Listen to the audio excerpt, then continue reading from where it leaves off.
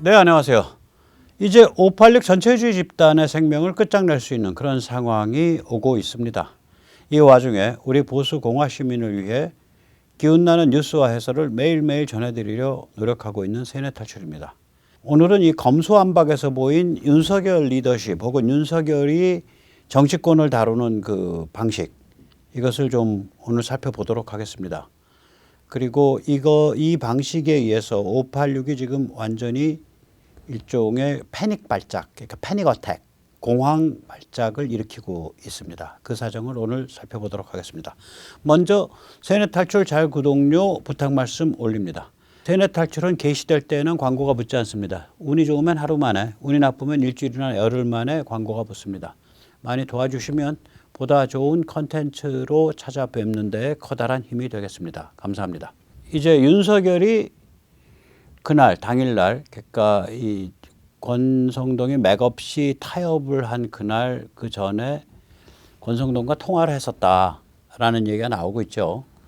그래서 과연 윤석열 당선인이 윤 당선이 검수완박 타협에 오케이를 놓은 거냐, 아니면은 권이 제대로 그 윤 당선과 상의하지 않고 혼자서 그냥 자가 발전해서 사고 친 거냐, 이걸 가지고 지금 이야기가 좀 돌고 있습니다. 일단 그 대변인 배현진 의원이 이런 얘기를 합니다. 이제 당일 윤 당선이 부산에 가다가 권과 짧은 전화 통화를 했다. 그래서 당연히 지금 권이 무슨 일을 진행하려고 하는지 알고 있었다. 대통령이 당연히 그거 알고 있어야지. 그러나 이 문제는 본질적으로 국힘과 당의 소관이다. 그리고 당은 청와대의 시녀가 아니다. 스스로 알아서 하실 일이다. 또 기자들이 교감이 있었냐라고 묻자, 교감이요? 이 교감이란 단어는 매우 애매한 표현입니다. 교감이 있었다 없었다 말하는 것 자체가 부적절합니다. 그렇게 이야기를 했어요. 이 배현진의 이야기를 보면서 여러 가지 생각이 듭니다. 제가 보기에는 윤 당선이 10중 8구 권과 이야기를 할 때 매우 원칙적인 얘기를 했을 거예요. 권은 저기 당선인님 이제 저기 박 부의장이 아마 이런 그 타협안을 내놓을 것 같은데, 타협안 내놓으면은 저희가 저기 이거 받아야 될 것 같습니다. 의석수가 부족하기 때문에 버틸 수가 없습니다. 그러면 윤은 이렇게 말을 하겠죠. 헌법 가치를 수호하는 방향으로 여야가 중지를 모아서 합의하면 참 좋을 텐데요. 그럼 또 권은 그러면은 이런 합의한 대로 중지한 대로 합의하는 거 좀 검토해 보겠습니다. 윤은 또 이렇게 말하겠죠. 글쎄, 헌법 가치를 수호하는 방향으로 여야가 중지를 모아서 합의하면 정말 좋을 것 같습니다. 둘이 평행선을 달리는 거예요. 그러면서 권은 자기는 보고했다라고 착각하죠. 자가 발전하는 사람들은 보고하고 논의했고 합의 받았다라고 착각할 거예요. 이 정치인들이 이런 착각 잘하고 살거든요. 윤이 원칙적인 이런 표현을 할 수밖에 없는 까닭이 있습니다. 뭐냐? 지금 상황을 아는 선수 입장에서는, 상대가 선수라면 윤이 구구절절하게 말할 필요가 없어요. 한동훈 선수잖아. 바로 치고 나가버리잖아, 한동훈. 검수완박? 그거 부패 완판이에요. 윤 당선이 말한 부패 완판이에요. 그리고 그건 양심과 직업윤리상 도저히 받아들일 수가 없습니다. 그 중재안이라는 거 시점만 좀 늦춘 거지 그거 아무것도 아닙니다. 이렇게 선수니까 윤이 따로 한한테 전화해서 저기 법무장관 지명자, 한검사 그거 말이야, 그거 당신이 좀 입바른 소리 좀 해서 들이받아야겠어, 이런 말 할 필요도 없는 거예요. 선수들은 상황을 알고 자기 역할에 맞춰서 치고 나가는 거예요. 자, 이제 지뢰 혹은 지뢰 위험이 있는 자, 지뢰 위험 포인트, 권성동 같은 자, 이런 자들한테는 예를 들어서 윤이 자기 속내를 얘기했다가는 이걸 어떻게 이용해 먹을지 몰라. 녹음해갖고 대통령과의 통화 기록 녹음한 거 제가 공개하겠습니다. 따라서 이거는 원칙대로만 얘기하면 되는 거예요. 선수라면 원칙대로 얘기했을 때 잘 알아들을 거고, 이게 지뢰나 지뢰 위험 포인트라면 원칙대로 얘기했는데 본인 생각에는 제가 당선인과 충분히 협의해서 논의했습니다라고 착각하든 말든 나는 원칙만 얘기한다. 이게 맞는 거예요. 어디가 지뢰고 어디가 지뢰 포인트고 누구가 파트너고 누구가 동지인지 모르는 상황이에요. 지금 상황이. 저만 해도 그래요. 며칠 전에 아주 오래 아는 그런 그 동지가 전화를 했어요. 오래간만에. 그래가지고 서울교육감에 대해서 쭉 얘기를 하더라고요. 근데 좀 문제가 있는 그런 그 행동에 대해서 제 의견을 구해요. 그 제가 하는 말이 그거죠. 제가요 요새 이 교취업을 하면서 하도 구설수가 많아서 통화하는 분이 전부 녹음 중이라고 전제하고 제가 이야기를 합니다. 그걸 양해해 주세요 라고 말을 했어요. 저랑 정말 신뢰관계가 100% 있는 굉장히 오래된 동지인데도 불구하고 상대방이 녹음할 수 있다는 걸 전제로 하고 얘기를 해요. 제가. 어디서 뭐를 끄집어내 갖고 어떻게 부풀릴 줄 모르니까 오늘 밥 먹다가 누구랑 헤어지면서 그럼 텔레그램으로 제가 연락드릴게요. 텔레그램은 카톡과 달리 일정 시간이 지나면 없어져 버리잖아요. 그런 정도 얘기가 된다고요. 이제는. 이게 참 어려운 시기예요. 몸조심해야 되고. 윤당선 당연히 교과서적인 얘기만 해야죠. 윤희 권성동을 이런 관점에서 보지 않았나 싶어요. 너 지금 눈이 뒤집혀서 꼼수를 쓰려는구나. 내가 입 바른 소리 말해준다고 네가 따르기나 하겠니? 밖에 나가서 내 이름 팔아서 윤희 반대해서 우리 당이 검수완박에 반대하는 겁니다 라고 나발이나 불겠지. 그래, 네 깜냥 네 계산대로 꼼수 피워봐. 그런데 상황이 보통 아니거든. 니들 꼼수가 통할 상황이 아니야. 이 상황 파악을 하고 있는 게 선수와 선수 아닌 자의 차이입니다.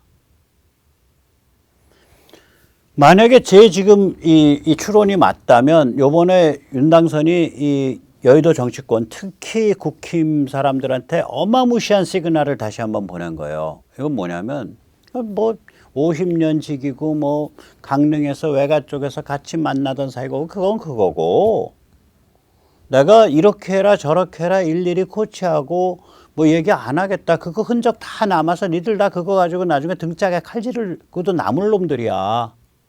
그러니까 나는 그냥 원칙대로 국민 바라보고 한미동맹 바라보고 헌법 바라보고 갈 테니까 각자 알아서 원칙대로 해. 내 이름 함부로 팔려고 하지 마. 그리고 원칙에서 벗어나서 꼼수 부려서도 안 돼. 지금 상황이 보통 상황이 아니야. 이 시그널을 확실히 보낸 거예요. 제가 보기에는. 요번에 1년의 과정에. 권성동이란 인물이 스스로 이 시그널을 살신성인으로 증명한 거예요.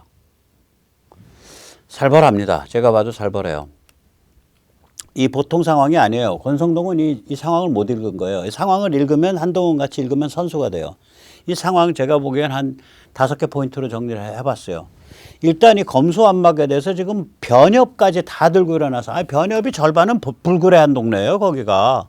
법조 전체가 다 들고 일어났다고 이게. 판사도 들고 일어나, 검사도 들고 일어나, 변호사도 들고 일어나, 법학 교수들도 들고 일어나. 이게 왜 그러냐.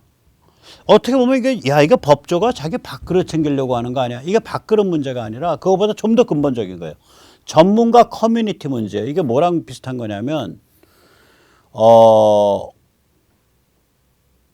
의사 면허를 가지고 의사가 되려면 국가 시험을 통과해야 되잖아요.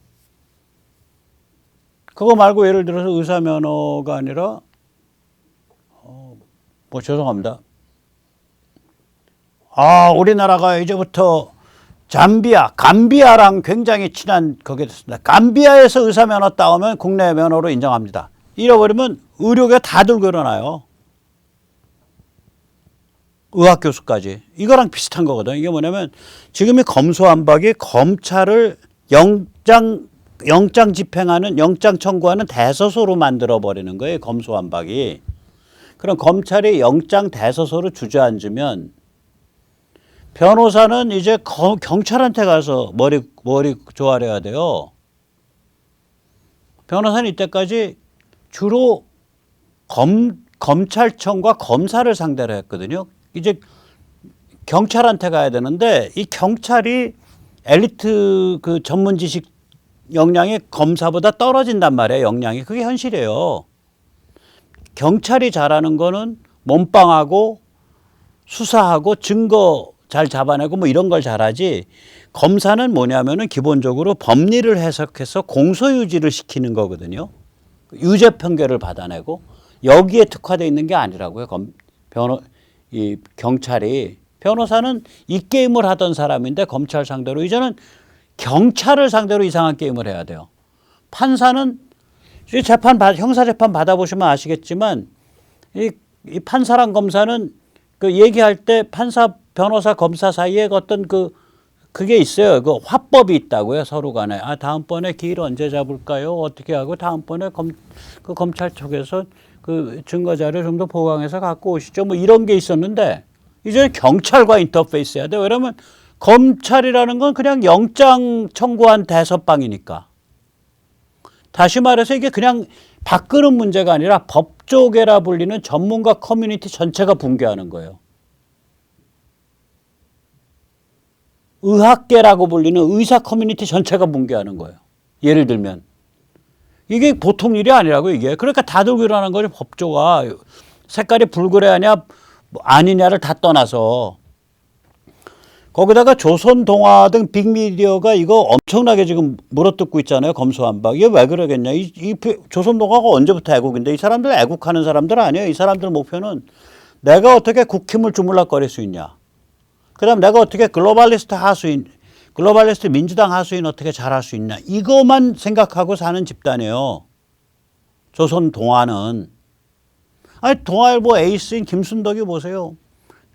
거의 뭐 이준석이를 성인군자의 반열로 띄워갖고 당대표 만들 때 그렇게 띄우더니 이준석이 지금 성상납 어쩌고 저쩌고 해서 지금 내부에 지금 윤리회부하게 됐는데 제가 준석이 잘못 봤나 봐요. 뭐 이런 소리 하나도 안 하잖아. 입 딱 닫고 있잖아.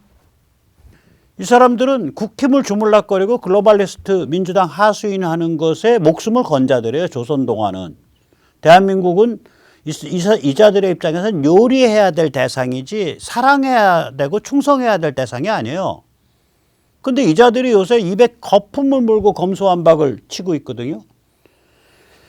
이유는 뭐냐면 제가 보기에는 법조계가 붕괴한다는 걸 이자들도 못 참는 거예요. 왜냐하면 기존의 법조계를 통해서 권력 게임을 해왔거든. 근데 이거는 상대해 본 적도 없는 경찰계를 통해서 이제 권력 게임을 해야 되니까 야 이게 뭐야? 그러고서 나는 그 기존 법조계가 훨씬 더 익숙한 동네야. 거기 문법은 내가 잘 알아. 근데 경찰에 문법이나 있냐? 이렇게 되니까 검수완박을 친다고 지금 조선동화가.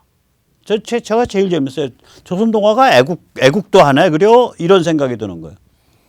국민들 입장에서는 또 뭐냐?